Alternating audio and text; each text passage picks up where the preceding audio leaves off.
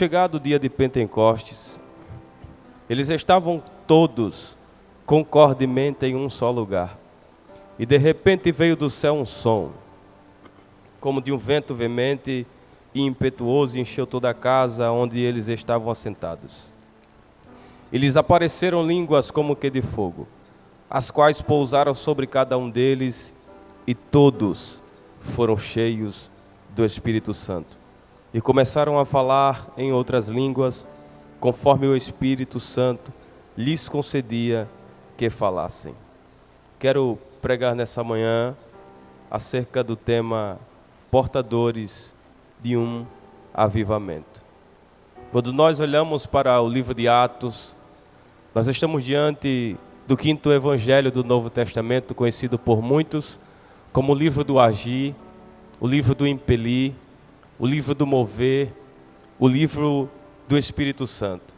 Este livro é escrito pelo Dr. Lucas, o evangelista, o médico amado, aquele que nunca teve uma experiência pessoal, cara a cara, íntima com a pessoa bendita de Cristo, como João teve, de deitar a sua cabeça no peito de Cristo, como Tiago, como Pedro, que sentou com Cristo e pôde lhe ouvir dizer: tu me amas. Então Lucas nunca teve uma experiência pessoal, como tantos discípulos puderam ter, como até o próprio Judas, que mesmo traindo a Cristo, pôde conduzi-lo até o propósito da cruz. Mas Lucas nunca teve uma experiência dessa. O primeiro tratado de Lucas para Teófilo é justamente o seu evangelho, o evangelho lucana. Mas o evangelho, o livro de Atos dos Apóstolos, é o segundo tratado de Lucas para Teófilo. Este livro foi escrito no ano 61, a 63 depois de Cristo. E quando nós observamos acerca dessa promessa, a promessa do derramar do Espírito Santo, é falar acerca de três promessas básicas, simples, que Jesus fez enquanto estava aqui. Enquanto Cristo estava entre nós, andando, pregando, curando, ensinando, Jesus fez três promessas simples. E dentre estas três promessas, está a promessa do Espírito Santo. Pois a primeira promessa que Jesus faz é acerca da sua ressurreição. Quando Jesus está aqui, ele olha para os seus discípulos e diz que é necessário que ele padeça, mas no terceiro dia ele ressuscitará. A segunda promessa que Cristo faz é justamente acerca do derramar do Espírito Santo. E a terceira e a última promessa, que ainda não foi cumprida, mas já ele vai cumprir, é acerca do arrebatamento da igreja. Mas dentre essas três promessas, está a segunda, acerca do derramar do Espírito Santo.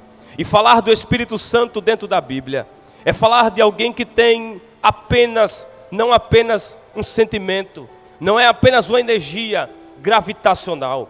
Porque falar do Espírito Santo dentro da Bíblia não é olhar apenas para um fogo, para um vento, para um mover, para um reteté, como muitos falam. Porque o Espírito Santo dentro da Bíblia, ele não é apenas a terceira pessoa da Trindade, ele é justamente uma pessoa que tem sentimento, uma pessoa que pensa, uma pessoa que chora, uma pessoa que se alegra. Porque o Espírito Santo como pessoa, ele tem desejos, emoções. E o Espírito Santo como pessoa, ele guia, ele fala, ele chora, ele alegra, ele rege, ele sustenta, ele regenera, ele inspira, ele move, ele aviva, ele reedifica, mas também ele purifica. Porque o Espírito Santo como pessoa, ele perdoa, ele sonda, ele levanta, ele abate. O Espírito Santo é aquele que revela e convence o pecador do seu pecado. Porque falar do Espírito Santo dentro da Bíblia é observar acerca do seu mover dentro da história da humanidade. E a primeira vez que o Espírito Santo aparece está justamente no livro do princípio, do início, no livro do Gênesis. Quando você observa o capítulo 1, está lá dizendo a expressão: no princípio criou Deus o céu e a terra estava sem forma e vazia, e havia trevas sobre a face do abismo. Mas a Bíblia vai abrir um espaço e vai dizer: e o Espírito do Senhor se movia, pairava, se movimentava sobre a face das águas. Mas o Espírito Santo só estará com a humanidade até o capítulo 6 do livro do Gênesis. Porque Deus vai sentenciar: o meu Espírito não contenderá mais com os homens. Porque os homens começam a pecar de uma forma deliberada. Os homens, desde quando Adão e Eva pecam no jardim, Caim mata seu irmão Abel, então o pecado começa a enraizar na humanidade. Então agora Deus vai sentenciar: eu retirarei o Espírito da terra, porque daqui a 120 anos virá um dilúvio que devastará quase a raça humana por inteira. Só sobrará Noé e toda a sua família. O Espírito é removido. E quando nós observamos que o Espírito é tirado da terra, Deus agora, aparentemente o Espírito Santo não continuará mais trabalhando na humanidade. Isso é um erro nosso, porque o Espírito Santo continuará trabalhando, operando na antiga aliança, de forma esporádica. E que forma é essa? O Espírito vinha, e toda vez que nós abrimos a Bíblia, e ouvimos a expressão e lemos, e o Espírito encheu, e o Espírito envolveu, e o Espírito impeliu, e o Espírito revestiu. Era a forma que o Espírito Santo trabalhava na antiga aliança. No antigo pacto, o Espírito Santo vinha, habilitava e voltava para o céu. E toda vez que nós vemos essa expressão de forma esporádica no Antigo Testamento, que o Espírito Santo trabalhava. Eu me lembro do moço chamado Sansão, que desceu para o campo com seu pai, e aparece um leão diante de Sansão. E quando nós observamos, o pai olha para Sansão e diz: Sansão, não mexe com esse leão, senão o leão vai te devorar. Só que a Bíblia vai abrir um certo espaço e vai dizer que naquele cenário o Espírito do Senhor pousou sobre Sansão, que Sansão pegou o leão e rasgou de alto a baixo, porque o Espírito encheu, porque o Espírito revestiu, porque o Espírito o envolveu. Outra vez Sansão está amarrado com as cordas que Dalila preparou para ele, mas naquele cenário de crise, naquele cenário de morte, o Espírito do Senhor se apoderou de Sansão, que as cordas foi pocada. Sansão, cheio do Espírito Santo, pega uma queixada de jumento, e naquele dia, diz a Bíblia, que Sansão matou 1000 homens com uma queixada de jumento só, porque o Espírito envolveu, o Espírito revestiu, o Espírito se apoderou de Sansão. Também eu me lembro quando Jerusalém, Judá, estava em guerra contra os amonitas. Então, em esse cenário de crise, ele está agora parecendo que vai se deteriorar no meio da humanidade. Mas enquanto está parecendo que a humanidade vai perder a guerra, está se deteriorando cada vez a pior, o rei Josafá se levanta, e Josafá chama todo o povo, toda a população. Josafá ergue a sua voz ao céu, e a oração de Josafá é: Senhor, em nós não há força perante essa grande multidão que vem contra nós, porém os nossos olhos estão postos em ti, e em nós não há força. Quando Josafá termina de orar, a Bíblia vai dizer que o Espírito do Senhor entra dentro daquele ambiente, se apodera de um levita chamado Jaziel. O Jaziel, quem sabe que ninguém dava valor, não tinha crédito no meio da congregação, e agora, cheio do Espírito Santo, Jaziel se levanta, tomado pela presença do Espírito de Deus, olha para Josafá, olha para todo o povo e diz: ouve tu, Josafá, e vós, moradores de Jerusalém, esta peleja não é vossa, essa peleja, ela é de Deus, e escute, nesta peleja não tereis que pelejar, porém está em pé, e vede o que Deus fará no meio da humanidade agora. Quando nós observamos que dentre este cenário não se tinha probabilidade do Espírito trabalhar, o Espírito Santo continuava trabalhando de forma esporádica. Ele vinha, voltava para o céu. Só que agora vai aparecer um moço em Mateus capítulo 3. Este moço foi gerado no ventre da possibilidade, pois em Lucas capítulo 1, quando Gabriel aparece, enviado pelo próprio Criador, e dando a notícia para Zacarias, o sacerdote, pois existia 24 turnos naquela época, e naquele dia, era o dia de Zacarias sacrificar, queimar incenso diante da arca da aliança, e lá vai Zacarias naquele dia, mas não era um dia normal, era um dia diferente, porque a Bíblia vai dizer que quando Zacarias está queimando incenso, o anjo desce, olha para Zacarias e diz: ó Zacarias, a tua oração já foi ouvida. Porque qual era a oração de Zacarias? Me dá um filho, eu preciso de um filho. E naquele dia o anjo olha e diz: Zacarias, a tua oração foi ouvida, tua mulher que era estéril, já está com o menino no ventre, já faz 6 meses, ele se chamará João Batista, e será cheio do Espírito Santo. Só que agora, o que me chama a atenção, é que João vem pregando depois de 30 anos aproximadamente, dentro do deserto da Judeia, e a mensagem de João era: arrependei-vos, porque é chegado o reino dos céus. Eu só batizo com água para o arrependimento, mas após mim, depois de mim, haverá e virá alguém maior do que eu não sou digno nem de me ajoelhar e desatar as correias das suas alparcas. E escutem, ele virá, e ele não vos batizará como eu batizo com água, não. Esse trabalho só serve para mim, porque eu sei que quando ele vir, ele vos batizará com fogo do Espírito Santo. E entra João pregando no cenário daquela época.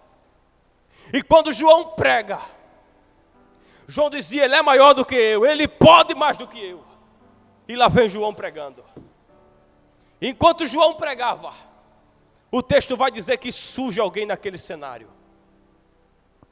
Surge alguém mais poderoso. Surge alguém a quem ele já pregava sobre ele. E esta pessoa pisa aos pés do Jordão, na fila para ser batizado. E quando ele aparece, João sente um fogo dentro da água. E João já vem pregando com mais graça, com mais intrepidez, com mais ousadia. E Jesus no meio da fila, quem sabe Jesus dizia: dá-lhe João, prega João. E João dentro da água sentiu o fogo que ele já tinha sentido há mais de 25 anos aproximadamente lá atrás. E João dizia: vamos parar o batismo agora, porque eu estou sentindo alguém que eu já senti há muito tempo lá atrás no ventre da minha mãe. Quem é, João? Você nunca parou o batismo por causa de ninguém. Quem é esse que você está parando? Esse é aquele a quem eu pregava. Esse é aquele a quem eu dizia. Esse é a quem eu vim anunciar para vocês, que eu sou apenas uma voz, mas ele é a quem eu pregava. Eis o Cordeiro de Deus que tira o pecado do mundo. João sai, Jesus aparece. E quando Jesus aparece, Jesus começa agora a ser levado, conduzido pelo Espírito Santo para o deserto. Jesus sai, reúne 12 homens, começa a incendiar aldeias, vilarejos, curar, fazer maravilhas. E diante da crise, do cenário caótico de Herodes, do sistema religioso e criminoso, Pilatos, Caifás e o sistema se levanta para tentar parar o fogo. Mas lá vem Jesus, é pego pelo sistema, entregue para a morte. Porque João 10, salvo engano, ele disse: ninguém tira a minha vida, sou eu quem a dou por amor a vós. Porque ele mesmo disse: não foi vocês que me escolheram, mas fui eu que escolhi a vós. Ele está sendo entregue para a morte. Ele está pendurado no madeiro, na cruz. Ele entrega o seu espírito para o Pai. E ele faz a primeira promessa: no terceiro dia eu ressuscitarei. Quando Jesus começa a fazer essa promessa, a Bíblia vai dizer agora que os discípulos se separam, Quem sabe Pedro voltou a pescar. Quem sabe o outro sumiu. Só que a Bíblia vai dizer que no terceiro dia, Jesus ressuscita. Aparece para as mulheres. E após as mulheres chegarem dentro da casa, onde os discípulos estavam com medo dos judeus, elas chegaram dizendo: ele está vivo. Tomé logo começa a duvidar e diz: eu só acredito se ele mostrar o furo na mão dele. Aí lá vem Jesus em João capítulo 20, verso 17 em diante. Nem pela porta Jesus passa, já passa pela parede. E lá vem Jesus dizendo: Shalom, paz seja convosco. Os discípulos se atemorizam. Quem sabe o Pedro olhou e disse: ele é. Quem sabe João olhou e disse: eu acho que é Pedro. E Tomé, que duvidou, Jesus olha e diz: eu não vim fazer muita coisa aqui não. Olha a mão aqui, olha o lado aqui, e eu só vim fazer uma coisa. E ele sopra o Espírito sobre os discípulos. Jesus agora, após ter passado 40 dias em corpo de glória, Jesus pega os discípulos e leva-los para os montes das oliveiras. Jesus pega os discípulos e leva. E no monte das oliveiras, João 14, Atos capítulo 1, Jesus pega os discípulos e começa a pregar. Um dos sermões mais lindos e extraordinários que eu já vi Jesus pregar. Jesus prega olhando para os discípulos e diz: não se turbe os vossos corações. Credes em Deus, credes também em mim. Na casa do meu Pai há muitas moradas. E se não fosse assim, eu vos teria dito: eu irei e vos prepararei lugar, e virei outra vez para vos buscar.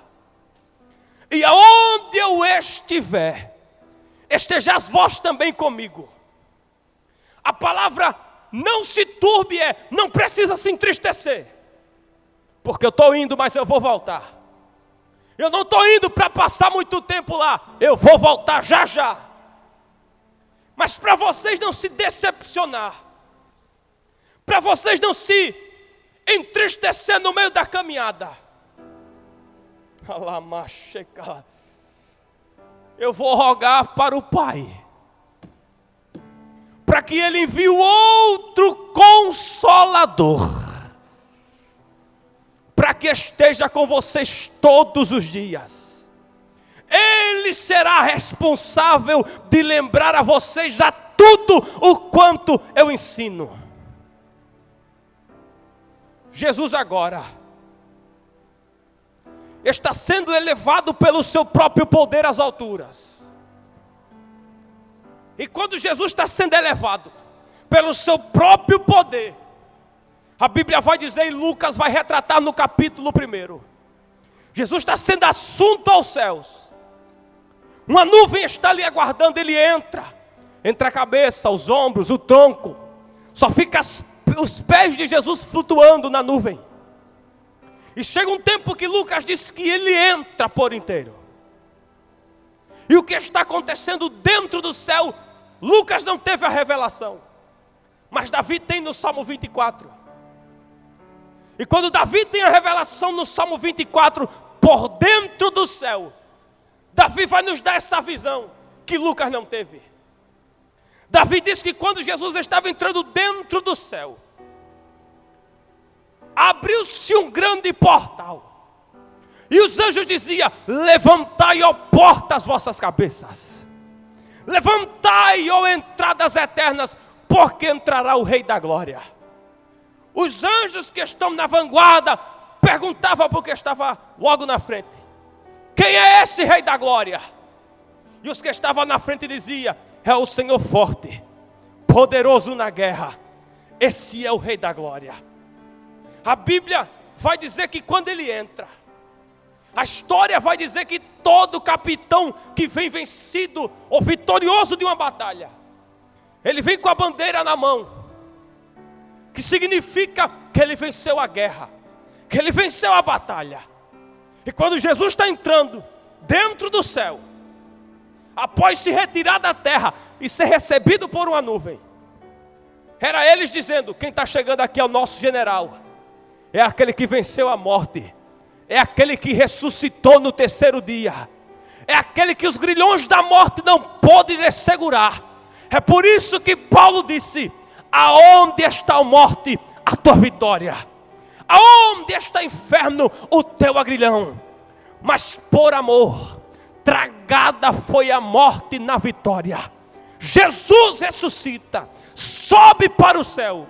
E agora acompanhe comigo na minha conjectura. Jesus entrando no céu, vai diante do trono do Pai, é coroado pelo Pai, se assenta à direita do Pai.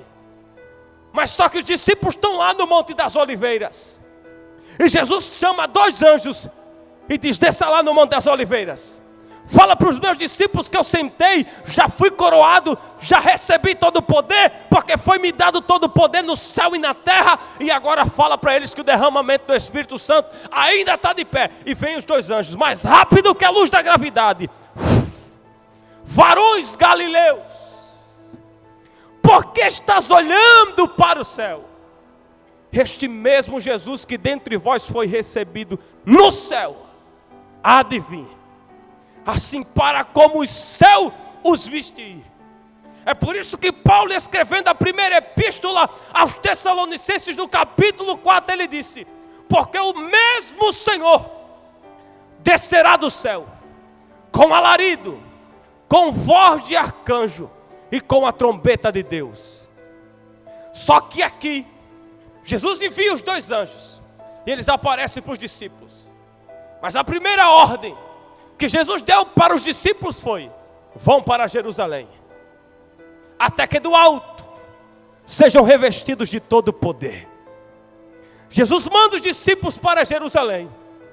Os discípulos vão para Jerusalém.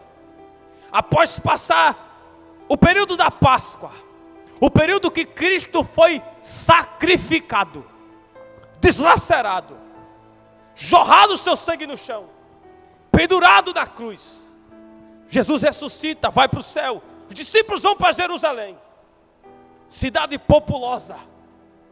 E Joséfo vai dizer que naquele dia estava chegando a festa do Pentecostes.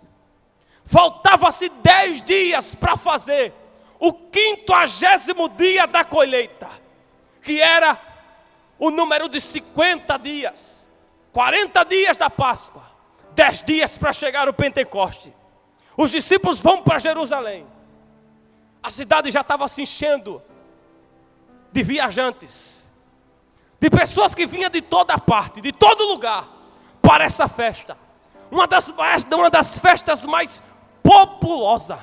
E lá vem os discípulos, Pedro, João, Tiago, até as mulheres, e Maria estava junto. E eles vão para Jerusalém. 10 dias para esperar a promessa que viria de cima para baixo. Mas para quantas pessoas Jesus aparece? Mais de 550 pessoas Jesus surge e apareceu antes de ser elevado para cima. Para 550 Jesus aparece. E quantas ficaram? 120 pessoas. Porque não adianta ouvir e não permanecer. Porque tem gente que ouve, mas não permanece. Tem gente que escuta, irmã, mas não permanece. Tem gente que pula, Gisele, mas não permanece. Porque o segredo não está em ouvir. O segredo está em permanecer. Jesus disse: ficai. E essa ordem de Jesus foi: permaneçam lá. Eu sei que lá vão ser perseguidos. Eu sei que lá vão pisar vocês.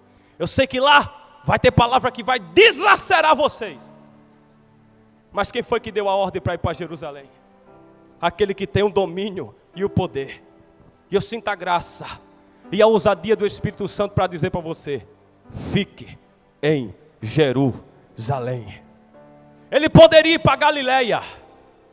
Ele poderia ir para Samaria, mas ele disse: fiquem, permaneçam em Jerusalém. E se a gente quiser ir para Samaria, ele só desce Jerusalém. Se a gente quiser ir para Galileia, eu já disse, ele só desce em Jerusalém. Se a gente quiser ir para a Judéia, eu já falei, em outro lugar ele não desce. Ele só vai descer em Jerusalém. E se a gente quiser ir para outro lugar, eu já falei, só vai descer dentro de Jerusalém. Dê uma olhada para quem está do seu lado na sua casa. Se tiver alguém do seu lado, diga para essa pessoa que está do seu lado: fique em Jerusalém. Os discípulos vão para Jerusalém. Primeiro dia aqui embaixo, olha a oração dos discípulos: vem Espírito. Mas só que os discípulos vão para Jerusalém debaixo de 3 coisas. Primeiro, debaixo de obediência. E eu nunca vi alguém que não é obediente ser cheio do Espírito Santo. Alguém que não obedece pai e mãe ser cheio do Espírito Santo. Alguém que não obedece coordenador, líder e é cheio do Espírito Santo. Alguém que não obedece e não submete ao pastor e não é cheio do Espírito Santo. Se é cheio de outra coisa, mas do Espírito Santo que eu estou pregando aqui hoje, não. Porque para ser cheio do Espírito Santo tem que andar debaixo de obediência. Ele disse: vão para Jerusalém. E eu não vi nenhum dos 120 que permaneceram ir para outro lugar. Mas só que Jesus apareceu para 550. Ou para 500 no total. E colocando na calculadora, 500 pessoas, tirando 120, quantas sobra? 380. E olhando no cálculo, o porcento de 380 pessoas é no total 80% de pessoas que ouviram e foram embora. Que só quiseram Jesus para a porta abrir. Que só quiseram Jesus para fazer milagre. Que só quiseram Jesus para curar a dor aqui. Para curar a dor aqui. Só que 120 era 20% daqueles que restaram. E eu prefiro fazer parte dos 20% da minoria, mas ser cheio do Espírito Santo e estar debaixo de obediência. Eles vão para Jerusalém. Só que a segunda coisa para eles permanecerem em Jerusalém é que eles estavam concordemente, ou seja, em um só propósito. Eles estavam em uma só união. Ou seja, o propósito e eles era enlaçado. E não dá para ser cheio do Espírito Santo e olhar para quem canta e dizer: ela e ele não desce aqui de jeito nenhum. Ele pregando, não adoro de jeito nenhum. Ela cantando dessa forma, desse jeito, eu não gosto de jeito nenhum. Mas queira você gostar ou não, mas para ser cheio do Espírito Santo tem que estar debaixo de união primeiro. Porque no céu não existe parede de divisão de quem se gosta e de quem não se gosta. No céu não existe divisão de quem cantava melhor, de quem pregava melhor, de quem fazia melhor, não. Porque para ser cheio do Espírito Santo tem que andar lado a lado, em uma só finalidade, em um só propósito. E tem gente que até parece que ama, mas não ama. E se abre a boca dizendo que está cheio do Espírito Santo e não anda lado a lado com a pessoa que diz que ama, me desculpe, mas você não é cheio do Espírito Santo. Você é cheio de outra coisa, mas do Espírito Santo não. Porque quem é cheio do Espírito Santo, primeiro, anda debaixo de obediência. Segundo, anda em união, em concordância. Mas eu não gosto da cara da Gisele. Eu não gosto da cara da Bruna. Eu não vou com a cara do Kennedy. Eu não gosto do Elias pregando, me desculpe. Se você não gosta aqui, mas lá em cima vai ter que aturar a gente. Porque lá não existe parede de divisão. Não gosto dela, não gosto dele. Lá vai ser um corpo e uma única voz. E essa voz não vai dizer, é só para ela, é só para ele. Não, é só para ele a glória, é só para ele o louvor, é só para ele a veneração. Lá vai ter que estar lado a lado, cantando para uma só pessoa. Debaixo de união, eles vão para Jerusalém. Terceiro, eles vão para Jerusalém debaixo de oração. E para ser cheio do Espírito Santo, lá vai a terceira lição. Tem que orar. 10 dias e a oração aqui embaixo era: vem Espírito Santo. Primeiro dia aqui embaixo: vem Espírito Santo. Primeiro dia lá em cima, na minha conjectura, Jesus olhando para o Espírito e dizendo: Espírito, eu te prometi. Eu morri por cada um deles aí. E quem sabe o Espírito Santo olhava para Jesus e dizia: mas olha onde é que eu estou aqui. Olha o lugar que eu vivo. E só para você ter uma pálida ideia de como o Espírito Santo estava dentro do céu, Ezequiel vai ter essa visão. E Ezequiel disse: eu vi que para onde o Espírito queria ir, os seres iam, interpretavam e com velocidades eles iam atrás dele. Para onde o Espírito ia, com força, com rapidez, com velocidade, o Espírito Santo ia.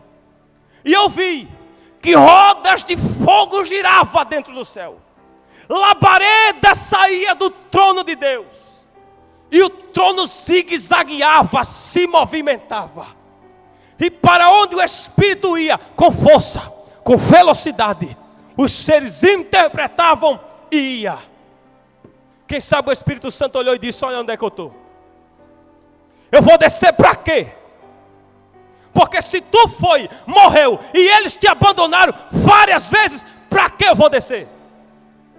Segundo dia aqui embaixo, debaixo de obediência, debaixo de união e debaixo de oração, vem Espírito.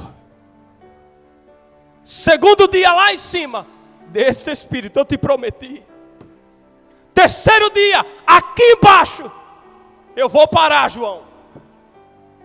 Eu vou desistir. Eu vou chutar tudo e vou deixar para trás. Faz isso não, Pedro. Tu já abandonou ele quando pegaram ele para levar para a cruz. Aleluia. João, não dá mais, não aguento mais. Mas sabe o que era Jerusalém? Era a olaria espiritual de Deus. Porque este Pedro aqui precisava ser tratado. Este Tiago, este João, todos os discípulos e as mulheres que estavam, precisava ser moldada e moldado. E a olaria é o ambiente onde o barro, onde o vaso se quebra na mão do oleiro. Jeremias desce, em Jeremias capítulo 18, e ele disse: eu olhei, que o vaso que ele fazia, se quebrou na mão do oleiro. Aonde o vaso estava? Na olaria. Em que mão ele estava? Na mão do oleiro. Se o vaso tivesse se quebrado em outro lugar, em outra mão, a outra mão tinha jogado o vaso quebrado. Mas não tem problema quebrar na olaria. O problema é não quebrar na mão de quem está com a massa na mão. O oleiro estava com a massa, com o resto do vaso quebrado na sua mão. Ele poderia, irmã, jogar todos os cacos e dizer: eu vou descartar porque não presta. Eu vou descartar porque não vale. Pedro me traiu, Pedro me negou, Pedro me deixou sozinho. E na hora que eu mais precisei, estava dormindo os três, João, Tiago e Pedro, no Getsemane. O único que ficou foi João aos pés da cruz. Ele poderia deixar todos esses camaradas para lá, porque até Judas lhe traiu. E o oleiro leva todos os discípulos para Jerusalém, para a olaria espiritual, para ser moldado. 3 dias se passa na minha conjectura. Mas enquanto eles estão na olaria espiritual, E Jeremias vê o vaso se quebrando na mão do oleiro. Entenda que o vaso que se quebra, não é o oleiro que quebra o vaso, é o vaso que quebra. E o texto não diz que o vaso quebra e cai. O texto diz que o vaso se quebra e permanece na mão do oleiro. E o oleiro olha. E o oleiro era Deus, olha para Jeremias e diz: Jeremias, não posso eu fazer outra coisa?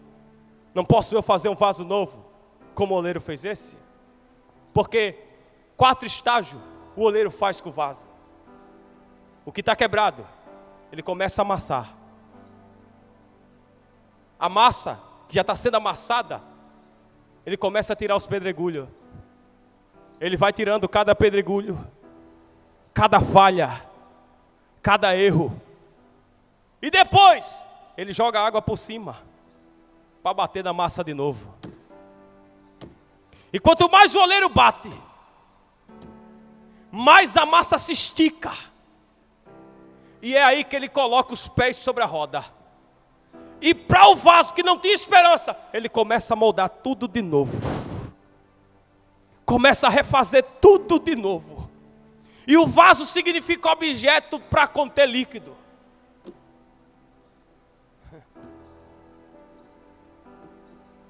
O Espírito está no céu. Os discípulos que são o vaso na olaria espiritual em Jerusalém, estão sendo moldados. Estão sendo quebrados. E o vaso é objeto para conter líquido. 4º dia em cima, vem Espírito Santo, desça. Eles estão lá orando. Eles estão lá chorando. 4º dia aqui, eu não suporto mais não. Eu vou sair daqui. Ele disse que o Espírito descia. Já é o 4º dia e nada do céu abrir, o Espírito descer. Do que vale continuar. 5º dia em cima, desce o Espírito Santo.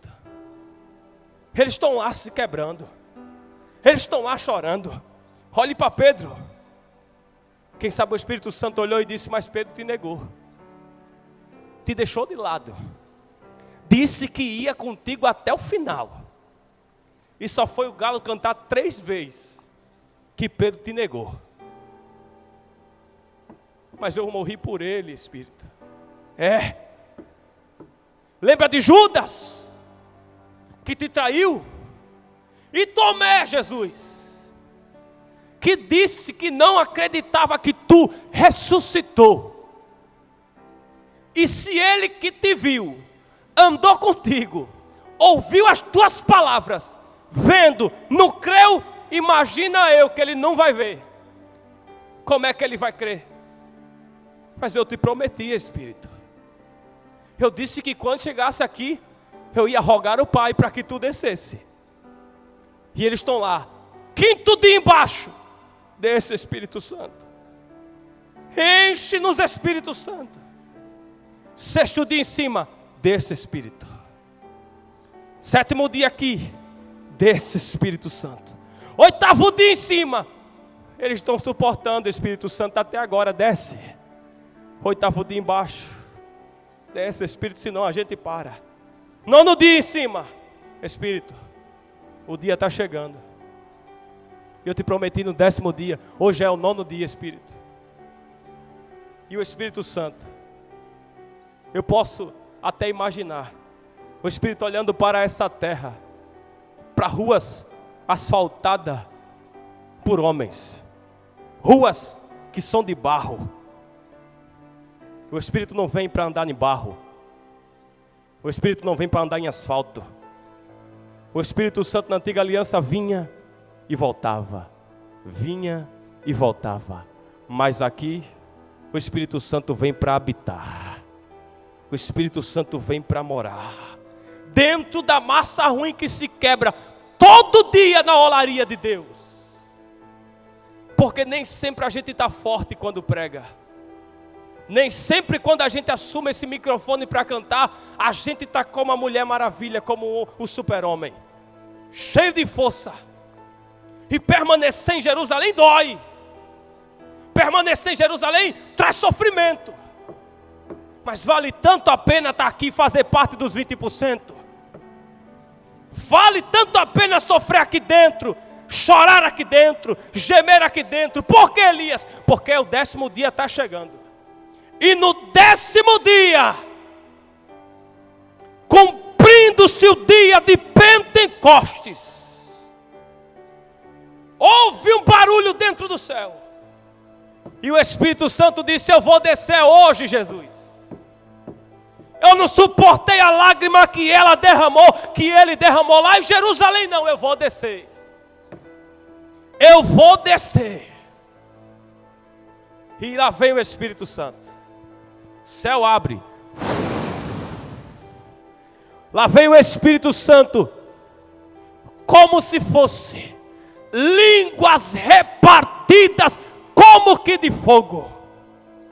Um vento veemente, impetuoso, encheu a congregação. 120 ou 20% que sobreviveu. Joséfo diz que Jerusalém estava cheia. As esquinas, as praças, as ruas, tomadas de viajantes. Pessoas que vinham de toda parte. E o Espírito Santo desce naquele dia. 120 crentes que sobreviveu à crise. Foi cheios do Espírito Santo. Mas perceba uma coisa. Eu não sei, mas quem é da minha idade já tomou. E a irmã já tomou, Kennedy já tomou. Mas quem nunca tomou água em pote de barro? Aqueles potes que ficavam por trás do fogão, da geladeira antigamente. As águas que hoje é gelada na geladeira. Eu lembro quando eu era criança e tomava água naquele pote de barro. Era a mesma coisa gelada. Tinha um sabor. Era um sabor mais gostoso do que a água da geladeira. Era a água do pote. E todo dia a gente ia, bebia. É por isso que Paulo disse que os melhores tesouros não estão depositados em vasos de prata e nem de ouro. Estão depositados em vasos de barro. Olha para a formação do Éden. Deus não faz Adão do ferro, do bronze, da lata. Deus forma o homem do pó da terra, do barro. E esse líquido, essa água preciosa, que vai habitar dentro de Pedro, João, Tiago, André e as mulheres, é o Espírito de Deus. É a melhor coisa de se alimentar. Vai encher dentro do vaso, pouco a pouco, pouco a pouco. A água está envolvendo Jerusalém e enchendo. Aí a Bíblia diz que houve línguas repartidas como que de fogo. E pousou. Imagina o barulho. Enquanto tinha festa do lado de fora, imagina o barulho de glória a Deus dentro. Era Pedro chorando ali. Era André se embolando para lá. É por isso que tem gente que não entende. Quando a igreja grita, quando a igreja chora, quando acontece aquele poder no meio da noiva, é porque quem faz parte do 20% não precisa de momento como os 80%. Quem faz parte dos 20%, a sua raiz não é de momento. Não pula só quando pedem. Não usa a camisa do congresso só quando mandam. Não vem só quando é obrigado. Não só faz quando alguém pede. Quem faz parte do 20%, chora sem ninguém mandar chorar. Dá glória sem ninguém mandar dar. Levanta a mão quando ninguém precisa mandar levantar. Porque quem é movido pelo fogo e pelo líquido do Espírito Santo, ele não precisa ninguém mandar dar glória, dar aleluia. Ele já chega adorando, já chega chorando, já chega sentindo a presença. E naquele dia o Espírito Santo desce, se apodera. E o Espírito vai se apoderar do crente mais doido naquele dia, Pedro. E agora Pedro, cheio do Espírito Santo, Pedro começa a pregar. O sistema enlouquece, porque o barulho foi tão grande dentro da igreja, que os 120 mil pessoas que estavam fora, não conteve o barulho dos 120 que estavam dentro do culto. O poder, a glória, encheu vasos quebrados, vasos deslacerados, vasos que na lógica humana seria improvável de Deus levantar, de Deus usar. Mas como eu amo dizer, Deus tem sempre alguém preparado na última hora. Pedro é levantado naquela hora, e cheio do fogo, cheio da graça, cheio da ousadia, Pedro olha para os homens que disseram: estes homens estão embriagados, e às 9 horas do dia, estes homens estão bêbados. Aí Pedro, cheio do Espírito Santo, chega, doido, cheio da graça do Espírito, olha para o povo, olha para toda a população e diz: não tem ninguém bêbado, embriagado aqui dentro não. Por quê? Isso aqui é o que foi prometido através do profeta Joel.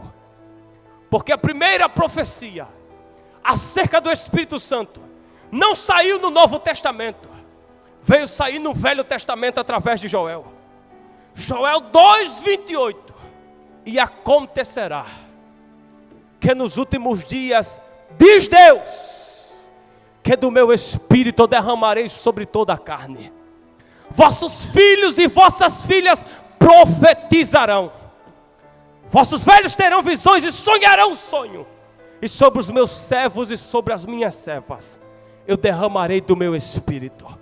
Naquele dia, o fogo que estava no Pedro, aquele Pedro que não se apartou da espada, aquele Pedro que era ignorante, indouto, iletrado, agora cheio do Espírito Santo, sem esboço, sem Bíblia na mão, somente com a inspiração do Espírito, Pedro prega, e 3.000 almas se dobram diante da presença do Espírito Santo.